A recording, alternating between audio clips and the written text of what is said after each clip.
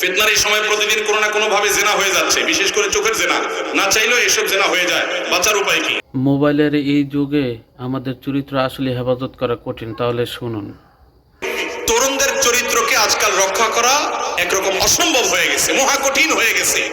এই কঠিন পরিস্থিতি যারা করেছে, এই মানুষগুলো আমাদের এই সমাজকে, সমাজের তরুণদেরকে ধ্বংসের দ্বার প্রান্তে নিয়ে যেতে চায়। এই জায়গা থেকে বাঁচার জন্য তরুণদের বাবা মাদের দায়িত্ব হলো সন্তানদের বয়স হয়ে গেলে বিয়ে দিতে বিলম্ব না করা।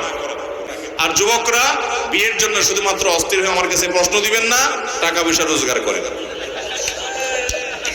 সবাই যার যার কাজ করেন, শুধু ওই বাপের হোটেলে বসে বসে নিজে খান, বিয়ে করে আরেকটা রাইনে খাওয়াইতে চাচ্ছেন। আপনিও কিছু করেন, আপনিও কিছু করেন, আর চাচারাও তাড়াতাড়ি করে বিয়ে দেন।